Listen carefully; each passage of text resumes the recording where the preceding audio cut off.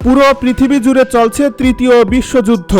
আমাদের হাতে এসেছে এ যুদ্ধের গুরুত্বপূর্ণ সব আপডেট আন্তর্জাতিক সংবাদের শিরোনাম। শুরুতেই থাকছে ইরান সুইচ টিপলেই সর্বনাশ মার্কিন গোয়েন্দা রিপোর্ট। এবারে জানিয়ে দিব অবশেষে বহু জল্পনা কল্পনার পর ইরানের কাছে আত্মসমর্পণ করেছেন ডোনাল্ড ট্রাম্প। এ নিয়ে থাকবে আমাদের বিস্তারিত প্রতিবেদন, তাই সম্পূর্ণ ভিডিও জুড়ে আমাদের সাথেই থাকুন। এবারে জানিয়ে দিব ইরানে আবারও বোমা হামলার হুঁশিয়ারি ডোনাল্ড ট্রাম্পের। তবে কি ফের শান্তি চুক্তি ভেস্তে যাচ্ছে? সুপ্রিয় দর্শক, এ নিয়ে থাকবে আমাদের আরও একটি প্রতিবেদন। সবশেষে জানিয়ে দিব যুক্তরাষ্ট্রের জন্য ইরান যুদ্ধ ভিয়েতনামের চেয়েও বড় পরাজয়। এতক্ষণ শুনছিলেন আমাদের হাতে থাকা গুরুত্বপূর্ণ সব আপডেট আন্তর্জাতিক সংবাদের শিরোনাম। এবারে বিস্তারিত। তবে তার আগে অনুরোধ রইল ভিডিওটিতে একটি লাইক এবং কমেন্ট করে জানিয়ে দিন ভিডিও সম্পর্কে আপনার মূল্যবান মতামত। আরও জানিয়ে দিন ভিডিওটি কোথা থেকে দেখছেন বা কোন জেলা থেকে দেখছেন। বিশ্বজুড়ে এখন এক গভীর উদ্বেগ আর উৎকণ্ঠার নাম পারস্য উপসাগরীয় অঞ্চলের হরমুজ প্রণালী। এই সংকীর্ণ জলপথটি বিশ্ব অর্থনীতির প্রাণভোমরা হিসেবে পরিচিত, আর ঠিক এই জায়গাটিতেই এখন নিজের আধিপত্যের নতুন ভয়ঙ্কর রূপ প্রদর্শন করেছে ইরান। মার্কিন গোয়েন্দা সংস্থাগুলোর সাম্প্রতিক এক চাঞ্চল্যকর মূল্যায়ন বলছে তেহরান এখন যে কোনো মুহূর্তে চাইলেই হরমুজ প্রণালী বন্ধ করে দেওয়ার ক্ষমতা রাখে। এই আবিষ্কার বিশ্ব নেতাদের কপালে চিন্তার ভাঁজ আরো গভীর করে তুলেছে। দীর্ঘদিন ধরে চলা ইরান যুক্তরাষ্ট্র সংঘাতের আবহে এই তথ্যটি সামনে এসেছে। গোয়েন্দা প্রতিবেদনের উদ্ধৃতি দিয়ে সিএনএন জানাচ্ছে, যুদ্ধের ফলাফল নিয়ে ইরান নতুন এক শক্তিশালী কৌশলগত সক্ষমতা অর্জন করেছে। এটি কেবল একটি আঞ্চলিক হুমকি নয়, বরং গোটা পৃথিবীর অর্থনৈতিক স্থিতিশীলতাকে মুহূর্তের মধ্যে গুড়িয়ে দেওয়ার মতো এক মারণাস্ত্র। গোয়েন্দা মহলের ভাষায় হরমুজ প্রণালীর ওপর এই কার্যত নিয়ন্ত্রণ পারমাণবিক বোমার চেয়েও অনেক বেশি শক্তিশালী এক অস্ত্র হিসেবে বিবেচিত হচ্ছে। পরিস্থিতি কতটা ভয়াবহ তা বোঝা যায় নিরাপত্তা বিশ্লেষকদের মন্তব্যে। মার্কিন গোয়েন্দা সংস্থাগুলো পরিষ্কার ভাষায় বলছে, চলমান সংঘাতের সময় ইরান এর আগেও প্রমাণ দিয়েছে যে তারা চাইলে প্রণালীটির প্রবেশপথ অবরুদ্ধ করে দিতে সক্ষম। আর এখন সেই সক্ষমতা কেবল তাত্ত্বিক নয়, বরং বাস্তবে গ্রহণযোগ্য। ইরান কার্যত প্রমাণ করেছে বৈশ্বিক জ্বালানি সরবরাহের প্রধান এই ধমনীটিকে তাদের ইচ্ছা মতোই তারা স্থবির করে রাখতে পারে। মধ্যপ্রাচ্যের অস্থিরতায় এই নতুন মাত্রা বিশ্ববাজারে এক বড় ধরনের অনিশ্চয়তার জন্ম দিয়েছে। বিশ্বের প্রায় 30% সমুদ্রপথে বাণিজ্যের জন্য ব্যবহৃত অপরিশোধিত তেল এই হরমুজ প্রণালী দিয়ে পরিবাহিত হয়। ফলে প্রণালীটি বন্ধ হওয়ার অর্থ হল বিশ্বব্যাপী তেলের দামে ভয়াবহ উল্লঙ্ঘন এবং এক চরম অর্থনৈতিক অস্থিরতা। তেহরানের হাতে এই ক্ষমতার চাবিকাঠি থাকা মানে হলো এখন তারা আন্তর্জাতিক যে কোনো সংলাপে এক নতুন ধরনের ব্ল্যাকমেইল করার সুযোগ পেল। যদিও সম্প্রতি পাকিস্তান সহ বিভিন্ন মধ্যস্থতাকারী প্রচেষ্টায় ওয়াশিংটন ও তেহরানের মধ্যে একটি সমঝোতার আভাস পাওয়া গেছে, তবু এই গোয়েন্দা প্রতিবেদন সব সমীকরণ বদলে দিয়েছে। মার্কিন প্রশাসন একদিকে ইরানের উপর থেকে অবরোধ তুলে নেওয়ার কথা বলছে, অন্যদিকে এই গোয়েন্দা মূল্যায়ন সতর্ক করছে যে তেহরান এই প্রণালীকে ব্যবহার করে আন্তর্জাতিক সমাজকে জিম্মি করার সক্ষমতা অর্জন করেছে। সমঝোতার পরেও এই ভয়াবহ সামরিক বাস্তবতা প্রশ্নবিদ্ধ করছে। গত ফেব্রুয়ারি মাসে যখন মার্কিন প্রেসিডেন্ট ডোনাল্ড ট্রাম্প ইরানের বিরুদ্ধে সামরিক আগ্রাসন শুরু করেছিলেন, তখন হয়তো ভাবেননি পরিণতি এতটা বিপর্যয়কর হবে। নিজের দেওয়া যুদ্ধবিরোধী নির্বাচনী প্রতিশ্রুতি ভঙ্গ করে মার্কিন কট্টরপন্থীদের খুশি করতে যে যুদ্ধে জড়িয়েছিলেন ট্রাম্প, আজ সেই যুদ্ধ থেকেই লেজ গুটিয়ে পালাচ্ছে ওয়াশিংটন। শুধু তাই নয়, যুদ্ধ থামানোর নামে ইরানের দেওয়া সব শর্তের সামনে ট্রাম্প কার্যত আত্মসমর্পণ করেছেন বলে এখন খোদ মার্কিন প্রশাসন ও রিপাবলিকান শিবিরের ভেতরেই তীব্র ক্ষোভের আগুন জ্বলছে। কট্টরপন্থী রিপাবলিকানরা এখন প্রকাশ্যেই বলছেন ইরানের শক্তির কাছে মাথা নত করেছেন ডোনাল্ড ট্রাম্প। ইরানের সঙ্গে ট্রাম্প প্রশাসনের যে প্রাথমিক সমঝোতা স্মারক বা এমওইউ স্বাক্ষরিত হতে যাচ্ছে, তার মূল শর্তগুলো এখনো গোপন রাখা হয়েছে। আর এই গোপনীয়তাই মার্কিন কট্টরপন্থীদের মনে বড় ধরনের ভয়ের জন্ম দিয়েছে।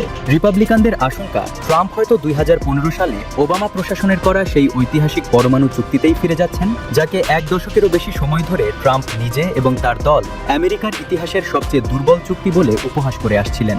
গত এপ্রিলের যুদ্ধবিরতি এবং মে মাসের চুক্তির রূপরেখা সামনে আসার পর থেকেই এই সমালোচনা তীব্র হতে শুরু করে। খোদ ইসরায়েলপন্থী মার্কিন সিনেটর লিন্ডসে গ্র্যাহাম সামাজিক যোগাযোগ মাধ্যমে ট্রাম্পের এই পদক্ষেপ নিয়ে গভীর উদ্বেগ প্রকাশ করেছেন। তিনি দাবি করেছেন, হোয়াইট হাউস চুক্তির যে বিবরণ দিচ্ছে তার সঙ্গে ইরানের দেওয়া তথ্যের কোনো মিল নেই, অর্থাৎ মার্কিন প্রশাসন দেশের মানুষের কাছে সত্য লুকাচ্ছে। কট্টরপন্থীদের মূল ক্ষোভের তীর এখন ট্রাম্পের ভাইস প্রেসিডেন্ট জেডি ভ্যান্সের দিকে।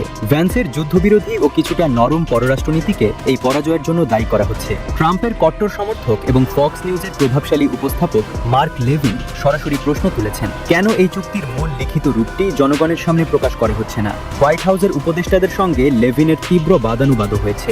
রক্ষণশীল ধারার প্রভাবশালী পত্রিকা ন্যাশনাল রিভিউয়ের সম্পাদকেরা তো আরও এক ধাপ এগিয়ে একে আমেরিকার জন্য চরম অপমান বলে অভিহিত করেছেন।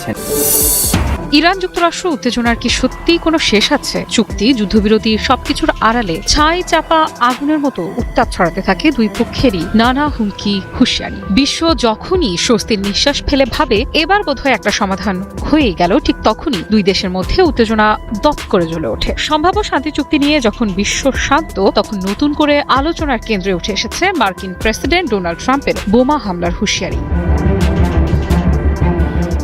G7 সম্মেলনে অংশ নিতে ফ্রান্সে অবস্থানকালে সাংবাদিকদের সঙ্গে কথা বলেন ট্রাম্প। সেখানে তিনি স্পষ্ট করে জানান, ইরানের সঙ্গে যে সমঝোতা স্মারকের কথা বলা হচ্ছে সেটি এখনো কোনো চূড়ান্ত চুক্তি নয়, বরং এটি একটি প্রাথমিক সমঝোতা যার বাস্তবায়ন নিয়ে যুক্তরাষ্ট্র কিন্তু সবচেয়ে বেশি আলোড়ন সৃষ্টি করেছে তার পরের মন্তব্য। ট্রাম্প বলেন, যদি এই সমঝোতা তার কাছে গ্রহণযোগ্য মনে না হয় তাহলে যুক্তরাষ্ট্র আবারও সামরিক পদক্ষেপ নিতে পারে। এমনকি তিনি সরাসরি বলেন, প্রয়োজন হলে আবার গুলি চালানো হবে, আবারও বোমা হামলা করা হবে। এই বক্তব্যের পর স্বাভাবিকভাবেই নতুন প্রশ্ন উঠেছে, তাহলে কি শান্তি বহুদূর? যুদ্ধের আশঙ্কা এখনো পুরোপুরি কাটেনি। বিশ্লেষকদের মতে ট্রাম্পের এই মন্তব্য শুধু একটি সতর্কবার্তা নয়, বরং ইরানের ওপর চাপ ধরে রাখার কৌশলও হতে পারে। কারণ সাম্প্রতিক সংঘাতের পর দুই পক্ষের মধ্যে যে সমঝোতার কথা সামনে এসেছে সেটি কার্যকর করতে হলে পারস্পরিক আস্থা প্রয়োজন। কিন্তু ট্রাম্পের বক্তব্যে বোঝা যাচ্ছে সেই আস্থার ঘাটতি এখনো রয়ে গেছে। আরেকটি গুরুত্বপূর্ণ বিষয় তুলে ধরেছেন মার্কিন প্রেসিডেন্ট। তিনি জানিয়েছেন, এই সমঝোতা স্মারকে ইরানের ওপর আরোপিত নিষেধাজ্ঞা তাৎক্ষণিকভাবে প্রত্যাহারের কোনো বিষয় অন্তর্ভুক্ত নেই। অর্থাৎ যুদ্ধের উত্তাপ কিছুটা কমলেও অর্থনৈতিক চাপ এখনই কমছে না। এখানেই তৈরি হচ্ছে আরেকটি বড় প্রশ্ন, ইরান কি নিষেধাজ্ঞা বহাল রেখে চুক্তির শর্তগুলো মেনে চলবে, নাকি তেহরান আরও ছাড় দাবি করবে?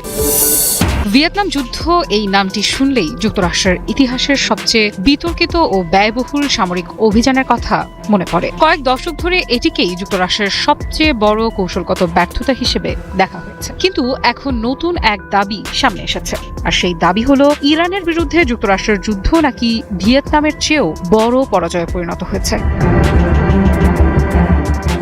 শুনতে অবাক লাগলেও এমন মন্তব্য করেছেন আন্তর্জাতিক বিষয়ক প্রভাবশালী সাময়িক ফরেন পলিসিতে প্রকাশিত এক বিশ্লেষণের লেখক পল মুসগ্রেভ। তিনি কাতারের জর্জটাউন বিশ্ববিদ্যালয়ের রাষ্ট্রবিজ্ঞান বিভাগের সহযোগী অধ্যাপক। তার মতে, ইরান যুদ্ধ শুধু একটি সামরিক সংঘাত নয়, বরং এটি এমন একটি ঘটনা যা যুক্তরাষ্ট্রের মৌলিক জাতীয় স্বার্থ এবং বৈশ্বিক অবস্থানকে সরাসরি ক্ষতিগ্রস্ত করেছে। কিন্তু কেন তিনি এমন কথা বলছেন? পল মুসগ্রেফের যুক্তি হলো, ভিয়েতনাম যুদ্ধে যুক্তরাষ্ট্র শেষ পর্যন্ত সামরিক ও রাজনৈতিকভাবে কাঙ্ক্ষিত লক্ষ্য অর্জন করতে পারেনি। তবে সেই যুদ্ধের পরও ওয়াশিংটন বৈশ্বিক নেতৃত্ব ধরে রাখতে সক্ষম হয়েছিল। এমনকি পরবর্তী সময়ে স্নায়ু যুদ্ধেও যুক্তরাষ্ট্র বিজয়ী হয়। অর্থাৎ ভিয়েতনাম যুদ্ধ ছিল বড় ধাক্কা, কিন্তু তা আমেরিকার বিশ্ব নেতৃত্বকে শেষ করে দিতে পারেনি।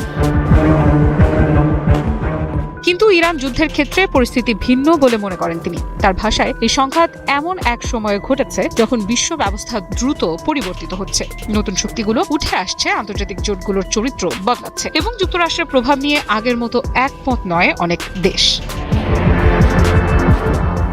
নিবন্ধে তিনি ইরান যুদ্ধকে প্রেসিডেন্ট ডোনাল্ড ট্রাম্পের শুরু করা একটি পছন্দ নির্ভর যুদ্ধ হিসেবে উল্লেখ করেছেন। অর্থাৎ এমন একটি সংঘাত যা সরাসরি অস্তিত্বগত হুমকির কারণে নয়, বরং রাজনৈতিক সিদ্ধান্তের ফল হিসেবে শুরু হয়েছিল। আর সেই সিদ্ধান্ত শেষ পর্যন্ত যুক্তরাষ্ট্রের জন্য রাজনৈতিক এবং সামরিক দুই ক্ষেত্রেই সমস্যার কারণ হয়েছে বলে দাবি তার।